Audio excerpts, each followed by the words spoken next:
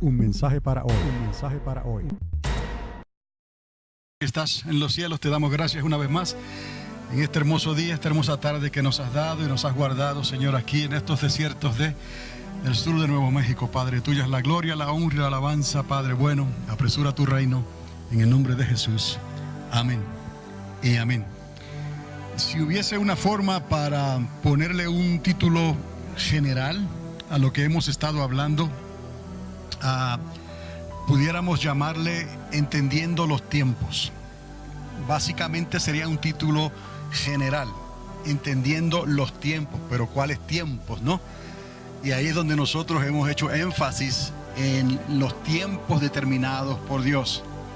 Y nos encontramos ese pequeño tesoro que nos da el apóstol Pablo, que ni siquiera parece ser que él lo escribiera, sino que Lucas, siendo un historiador, médico historiador, Lucas está tomando notas y él escribe ese evento que ocurrió en Atenas, en Grecia.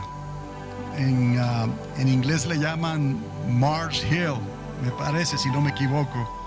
Pero es curioso porque ahí está el apóstol Pablo hablándole a filósofos, a griegos y saduceos, muchos que eran judíos, saduceos, helenizados, como se dice.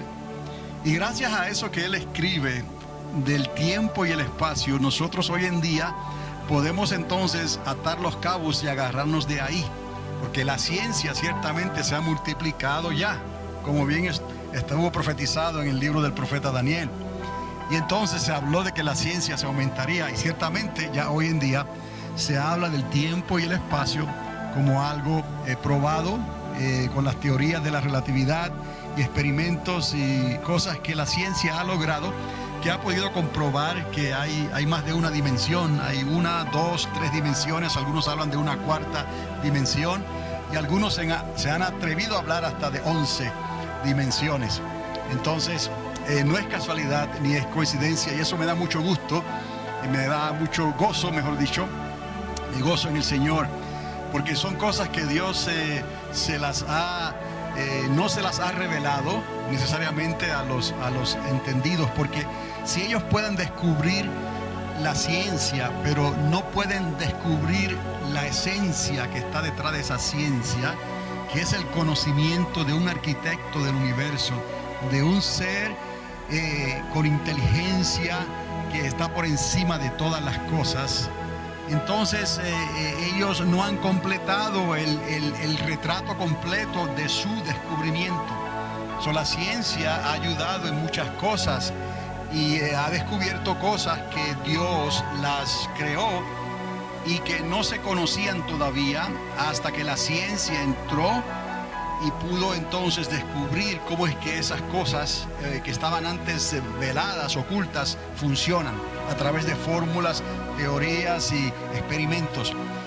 Y ahora cuando leemos esta declaración del apóstol Pablo, que en Él somos, en Él nos movemos y estamos en Él, entonces eso después de haber dicho que Dios estableció los límites del tiempo y el espacio, entonces tiene mucho sentido. Qué lástima que la ciencia no pueda obrar por la fe, ¿no?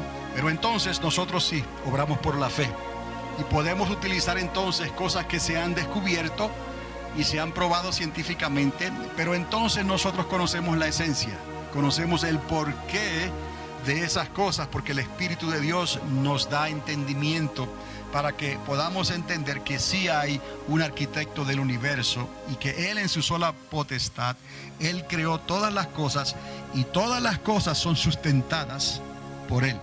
Así que un título genérico, generalizado sería Entendiendo los tiempos. Pero para nosotros tenemos que ir más allá y entender qué tiempos y cómo esos tiempos se relacionan con nosotros hoy en día. ¿Y qué es lo que conocemos como la eternidad? ¿Qué es lo que conocemos como esa ventana de tiempo que Dios estableció entonces, ese tiempo y ese espacio para tratar con la raza humana? ¿Y cuántos años Dios determinó? ¿De dónde podemos entender que Dios determinó entonces una cantidad de años que Él estableció para tratar con la raza humana? Y Él mismo nos da cierta información en la misma palabra donde Dios ha dicho que fuera de Él, por decirlo así, fuera de la eternidad, para Él un día es como 1000 años y 1000 años como un día. Y entonces al ver los días de la creación, que para nosotros no es un cuento de hadas, no es una ilustración imaginaria, creemos que hay esencia en esos días. Y Dios los llamó días por una razón. Y detrás de esos días hay milenios. Y así nosotros podemos entender entonces los 6 días de la creación con 6000 años y el séptimo día de la creación, o más bien el día que Él no hizo nada, Él descansó, como el descanso, el día del Señor y el milenio de nuestro Señor Jesucristo en esta tierra. Vamos entendiendo y vamos mirando las cosas en el tiempo que Dios estableció. Y verdaderamente para el pueblo de Dios no hay excusa. Si el pueblo de Dios quiere, y en realidad debe indagar estas cosas, entender estas cosas, porque Dios nos salvó no solamente para que nuestros nombres fueran escritos en el libro de la vida, sino que Él nos salvó de la misma manera que Él llamó a Abraham y le enseñó el monoteísmo, un solo Dios. De la misma manera que de los lomos de Abraham Él sacó las 12 tribus de Jacob, de Israel, y de ahí nos dio esa tribu de Judá, de donde nació nuestro Señor y Cristo y Salvador, Jesús Yeshua. Entonces, de ahí que Jesús dijera: la salvación, el conocimiento de la salvación para la raza humana le fue dado a Abraham, le fue dado a su descendencia, le fue dado a sus 12 tribus, le fue dado al judaísmo. De ahí que Jesús dijera: la salvación viene de los judíos. Entonces, todas estas cosas no ocurrieron por casualidad, sino que Dios siempre tuvo y tiene un propósito todavía. Él no ha terminado con Israel. Por eso es que decimos que el Israel de Dios es el reloj profético de Dios en nuestros tiempos. Y la iglesia no debe de descuidarse en tal conocimiento. Pero si no entiende los tiempos en que estamos viviendo, ¿cómo va a entender esa relación personal con Israel? Que en realidad no estamos separados y que Dios no se ha olvidado de Israel y que Dios tiene propósitos que Él va a cumplir durante ese milenio, durante ese día del Señor. Y nosotros juntamente con Israel estaremos ahí también. Son estas cosas, hay que entenderlas con ese discernimiento. No, nadie te las puede dar en un currículo de la universidad. Nadie te puede dar esto en un currículo de un instituto bíblico. En realidad estas cosas las recibes tú cuando las crees, las escuchas. La fe viene por el oír. No, yo no he tratado de imponer este conocimiento a nadie, pero lo he hecho disponible por la gracia de Dios. Y lo que he hecho fue que Dios me ha permitido que sea grabado no solamente en audio, sino en video también. Y ha quedado en las páginas de cibernéticas del internet, ahí, hasta que el Señor venga. Entonces, estas cosas simplemente se dan. Por gracia recibimos, por gracia damos. Entonces, para mí es un honor poder hablarle a ustedes y hablar de estas cosas, porque en realidad al yo entrar en esto, el Señor mismo me está enseñando a mí. Yo no puedo decir que yo las sabía, sino que estoy descubriendo cada día, así como usted. Por eso le puedo decir que si usted busca, usted va a encontrar. Si usted toca, se le va a abrir. Si usted pide, se le va a dar.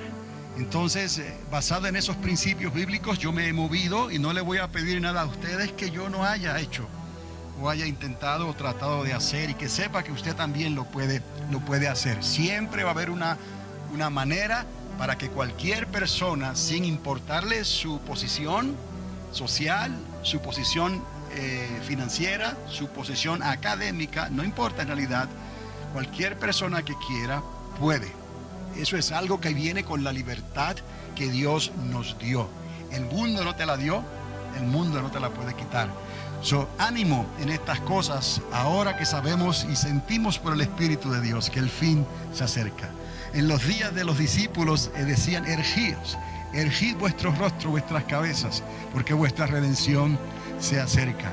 y para nosotros es lo mismo. ¿Recuerdan cuando les hablé hace unos días atrás sobre que todos los patriarcas, ¿no? Desde Abraham para acá, Moisés en el Sinaí, todos ellos vivieron con una esperanza. Lo desearon, escucharon de él por boca de Moisés, que dijo: viene un profeta después de mí que es mayor que yo. A él escuchad también. Juan el Bautista hace eco de esas palabras también, pero Moisés lo había dicho. Jesús se los recuerda y les dijo: ¿por qué no creen en mí? ¿Por qué creen en Abraham y no en mí si Moisés habló de mí? ¿Me explico? Entonces ellos vivieron con esa esperanza, una esperanza que nunca se llegó a cumplir.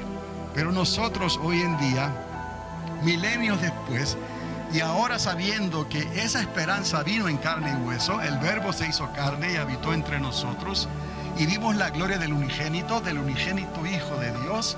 Entonces eso quedó escrito, grabado, estampado en la historia, para que hubiese un pueblo que, si tiene fe, pudiera entonces creer como aquellos creyeron en el desierto. Y aquellos que no pudieron recibir lo que estaban esperando, hubo un pueblo que lo esperó cuando Él estuvo aquí, pero porque no era el tiempo todavía de que Él viniera y estableciera su reino, ellos tampoco lo pudieron recibir de la manera en que estaba prometido, o sea, como Rey y Señor para reinar literalmente en esta tierra. Pero nosotros tenemos el privilegio, y ahora la promesa, el privilegio, la dicha, la fortuna, por usar esa palabra, pero en realidad esto se mide por la fe y por la gracia. Nadie lo puede comprar, nadie te lo puede dar, esto viene de Dios. Entonces nosotros podemos entender ahora que las señales de los tiempos de Dios se han cumplido, que lo que ellos estaban esperando, los patriarcas, nosotros ahora lo esperamos también, y que este es el tiempo en que el segundo advenimiento de nuestro Señor Jesucristo, el Mesías de Israel, se va a manifestar sobre esta tierra. Y de ahí que estemos hablando de estas cosas y enseñando estas cosas, y lo importante de entender los tiempos en que estamos viviendo, que son tiempos de Dios. Entonces, regresando a lo que nos habíamos quedado en la semana pasada, esta es la diapositiva que he utilizado generalmente para mostrar el cuadro completo de la semana 70, y pienso ya que a estas alturas ya usted está familiarizado de la manera en que esta semana aquí está proyectada, recordando siempre pues que está dividida en dos mitades y que cada mitad conlleva un evento o eventos de suma importancia, y aquí pues está resumido todo lo que va a ocurrir durante esa última semana, que estará dividida en dos mitades, la segunda mitad siendo la grande tribulación o el día de angustia de Jacob, y la primera mitad siendo los principios de dolores y los rumores de guerra, con los versículos que en este caso utilicé a Lucas 21, para hacer esa división de esos dos tiempos, los tiempos de principio, rumores, y los tiempos entonces cuando se levantará nación contra nación. Y eso lo encontramos en el Evangelio de Lucas capítulo 21 en adelante. Entonces, recordando siempre que los dos olivos tienen un papel, una función especial durante esa primera mitad, y que es el ministerio de los dos olivos, los dos profetas que estarán ministrando desde el templo que será reconstruido también eventualmente, que viene a ser el tercer templo, ya que el cuarto templo es el templo de Ezequiel, el cuarto templo es el templo del milenio, y es el cuarto y último templo, pero falta por construirse el tercer templo, y en ese templo estarán los dos olivos ministrando hasta que ese templo sea profanado según las profecías escritas en el libro de Daniel, y entonces eso dará comienzo a la grande tribulación. Pero eso nos enseña que estos eventos están divididos en ministerios diferentes, y este ministerio de los dos profetas será de 3 años y medio, y el ministerio entonces, por decirlo así también, de la serpiente antigua, del anticristo y el falso profeta, también será un tiempo de 3 años y medio. Entonces esas dos mitades las sumamos y nos dan los 7 años de la última semana de las 70 semanas profetizadas, y ciertamente si esas 69 semanas se han cumplido, ¿no? Con el cumplimiento cuando Jesucristo fue crucificado, se cumplieron esas 69 semanas. Entonces la última semana necesariamente tendrá que cumplirse, y he aquí que es cuestión otra vez de tiempo. De ahí que estemos estudiando y hablando de los tiempos de Dios, o los tiempos en que estamos viviendo, pero con el sentido que le debemos de dar proféticamente hablando. Y para eso no podemos entonces quitar de este retrato, de esta imagen o de este panorama o de este gran rompecabezas. Sería un error incalculable, un error demasiado de grande si sacamos a Israel de esta ecuación. Por eso es que es necesario que reconozcamos que Israel sigue siendo el reloj profético de Dios. Dios no ha terminado con Israel. Dios no ha sustituido a Israel con la iglesia. Dios no habló de Israel simbólicamente nada más. Dios tiene planes para con Israel durante el milenio, y no solamente durante el milenio, sino que aún la nueva Jerusalén que desciende del cielo tiene también un tono en cuanto a comparación con la cultura hebrea, porque Dios habla en ese lenguaje. Cuando Él menciona los muros, menciona ciertas cosas en esa nueva ciudad que desciende del cielo, la nueva Jerusalén, Él está utilizando un trasfondo judío todavía. En realidad sería un error entonces borrar a Israel del mapa, como muchos quisieran hacer. Entonces, habiendo dicho eso, vamos a continuar con la siguiente diapositiva. Y he aquí que necesito hacer un paréntesis, una ventana de tiempo aquí, para considerar esta pregunta que pienso tenemos que hacernos. Hay una pregunta que yo hago aquí y yo pienso que es necesario que la hagamos. ¿Por qué? Porque si estamos hablando de los tiempos, vamos a entender entonces que no es cualquier tiempo. Son tiempos establecidos y designados por Dios. Recuerden, estoy hablándoles basado en eso que Lucas escribió, que habló el apóstol Pablo en el capítulo, si no me equivoco, el 17 del libro de los Hechos, que Dios determina, Dios establece los tiempos y la habitación, o sea, del espacio que la raza humana tiene, que el ser humano tiene para encontrar a Dios, a ver si de alguna manera lo puede lograr. Entonces, de ahí es que estamos hablando de esta manera que les he estado hablando últimamente en esta semana pasada, sobre el tiempo y el espacio. ¿Creen ustedes que sería importante que, dado el auge en el misticismo religioso relacionado a eventos catastróficos y a la noción del fin del mundo entre la sociedad en general, hoy en día, pues mucha gente está hablando en base de un misticismo religioso? O sea, la religión que no es la religión verdadera se puede muy fácilmente convertir en un misticismo religioso, simplemente algo que es fascinante porque es algo quizás secreto, oculto, pero que no es conforme a la luz del Espíritu de Dios. Entonces se constituye un misticismo religioso. Nosotros no queremos ir ahí, pero ellos también están buscando. Este es el combustible que enciende las películas de Hollywood. Este es el combustible que enciende los libros esos místicos de seres extraterrestres, de vida en otros planetas, de una manera completamente contraria a lo que la Biblia, el conocimiento de Dios nos revela. Este es el combustible que le echa fuego a los interrogantes sobre consultar las estrellas, los astros, personajes como bien conocidos como Walter Mercado. Son personas que están moviéndose en un misticismo religioso de alto nivel. Profetas del ayer que escribieron como Nostradamus, escribieron cosas de tal manera que hoy en día eso ha servido de combustible para descifrar esas profecías y utilizar eso entonces como un misticismo religioso para explicar el porqué de las cosas hoy en día. Y nosotros no podemos ni siquiera considerar eso. La palabra nos enseña que tenemos que estar al tanto de lo que se está hablando allá afuera, pero no vamos nosotros a aceptar esos conceptos si no están pasados o probados a la luz de la Escritura.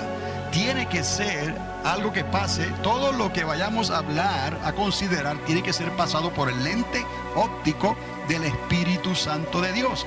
Hay solamente una verdad, y esa verdad la tiene el Creador y el Arquitecto del universo. Y nos la mostró a nosotros, es más, nos las dio a través de su Hijo Jesucristo. Jesús dijo: yo soy la verdad y la vida y el camino, y nadie podrá entender los misterios de Dios. Vamos a decirlo de esa manera. Nadie podrá entender los designios de Dios. Nadie podrá entender los tiempos de Dios, de mi Padre que está en los cielos, a no ser por mí, dice el Señor. Entonces, que nos baste eso.